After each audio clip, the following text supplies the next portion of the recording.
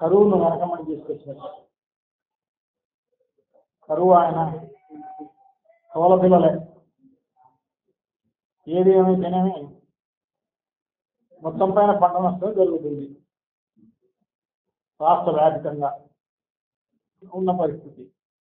So మద్దతు ధర కూడా గతంలో కేంద్ర ప్రభుత్వం, గతంలో కానీ ఇప్పుడు కూడా కేంద్ర ప్రభుత్వం కొన్ని పంటలకు మాత్రమే మద్దతు ధర ప్రకటిస్తారు. మద్దతు ధర ప్రకటించని పంటలకు కూడా, అంటే పసుపు కావచ్చు, మిర్చి కావచ్చు,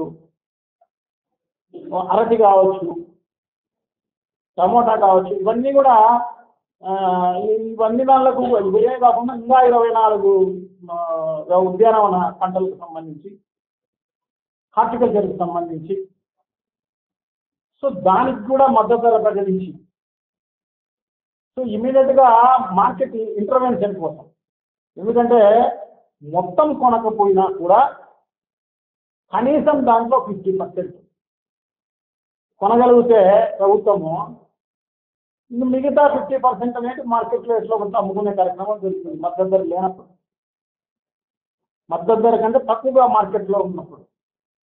మిర్చికి సంబంధించి దానికి మార్కెట్ ఇన్ఫర్మేషన్ కింద 25% అన్నా మనం కొందాము, ప్రభుత్వం కొనాలి, దానికి 3,528 కోట్ల రూపాయలు ఖర్చు అవుతుంది అని చెప్పేసి వాళ్ళ అధికారులే ప్రభుత్వానికి నిర్ణయించుకున్నారు.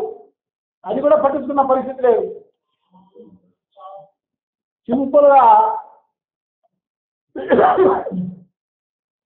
సింపుల్గా ఇంత రాద్ధాంతం జరుగుతూ ఉంటే ప్రతిపక్ష నాయకుడు శ్రీ జగన్మోహన్ రెడ్డి గారు గుంటూరు మిర్చి అడుగు పోతే, సో దానికి భయపడి కేంద్ర ప్రభుత్వానికి కేంద్ర వ్యవసాయ శాఖ మంత్రికి శివరాజ్ చౌహాన్ అనుకుంటారు, ఆయనకు లెటరు రాయడం జరిగి సింపుల్గా దుర్పుకోవడం జరిగింది అన్నమాట. పని అయిపోయిందని చెప్పేసి. ఎప్పుడన్నా మిర్చి అనేది నాపేడు కొనుక్కున్న పరిస్థితి గతంలో ఉందా? ఎప్పుడూ లేదు. నాపేడు అనే వ్యవస్థ అనే అనే అనే బ్యాంకు ఎప్పుడు కూడా కొనుక్కున్న పరిస్థితి లేదు. సో ఇప్పుడు దానికి ఒక లెటర్ పెట్టాను నాపేడుకు, వ్యవసాయ శాఖ మంత్రికి పెట్టేసేసి చేతులు దొరుకుతున్నారు అనమాట. మనం చేయాల్సిన కార్యక్రమం చేయకుండా నువ్వు ఈ రకంగా చేయడం అనేది చాలా దారుణం. ఎందుకంటే ఇప్పటికే దాదాపు 1,30,000 కోట్ల రూపాయలు అప్పు చేసేసాం ఈ రాష్ట్రం పైన అన్ని రకాలుగా. కానీ ఏం చేసినావో తెలియదు ఆ డబ్బులు. గతంలో జగన్మోహన్ రెడ్డి గారు ఎలా అప్పు చేసినా కూడా సంక్షేమ కార్యక్రమాలకు ఇచ్చేవారు, ప్రజలకు దానివల్ల ఉపయోగం ఉండేది, ఆ అభివృద్ధి కార్యక్రమాలకు ఖర్చు పెట్టేవాళ్ళు. సో దానివల్ల ఉపయోగం ఉండేది కానీ అప్పు చేసినా కూడా. కానీ ఇప్పుడు ఎందుకు అప్పు చేసావు? మరి నువ్వు మేనిఫెస్టోలో ప్రకటించిన ఒక్కటి అమలు చేయలేదే.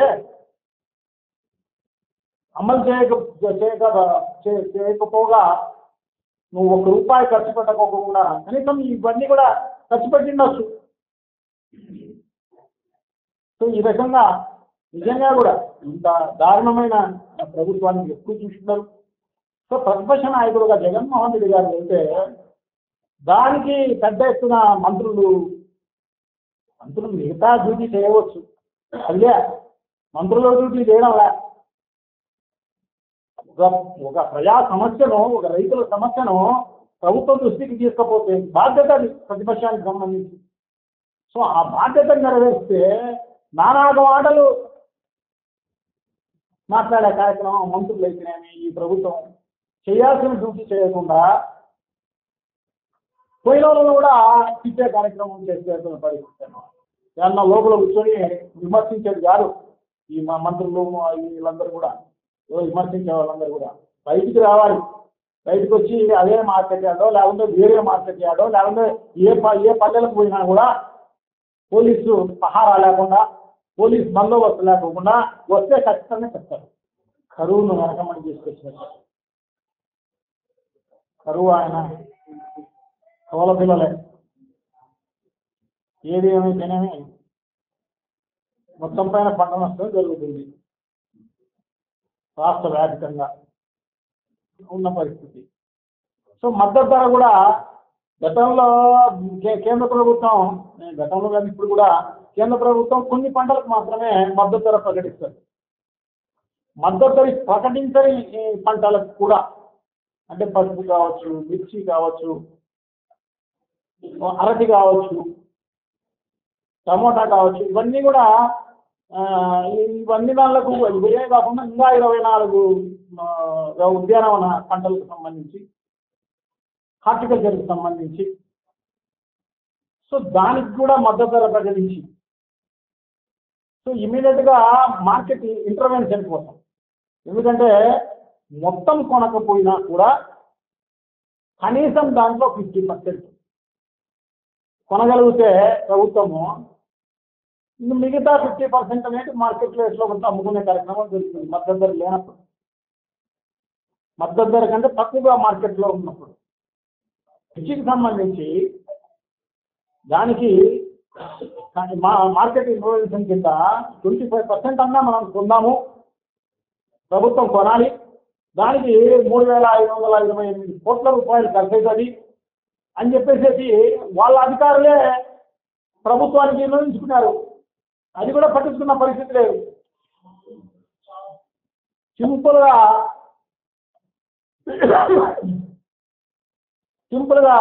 ఇంత రాద్ధాంతం జరుగుతూ ఉంటే ప్రతిపక్ష నాయకుడు శ్రీ జగన్మోహన్ రెడ్డి గారు గుంటూరు మిర్చి అడుగు పోతే, సో దానికి భయపడి కేంద్ర ప్రభుత్వానికి, వ్యవసాయ శాఖ మంత్రికి, కేంద్ర వ్యవసాయ శాఖ మంత్రికి శివరాజ్ చౌహాన్ అనుకుంటారు, ఆయనకు లెటరు రాయడం జరిగి సింపుల్గా దుర్పుకోవడం జరిగిందన్నమాట.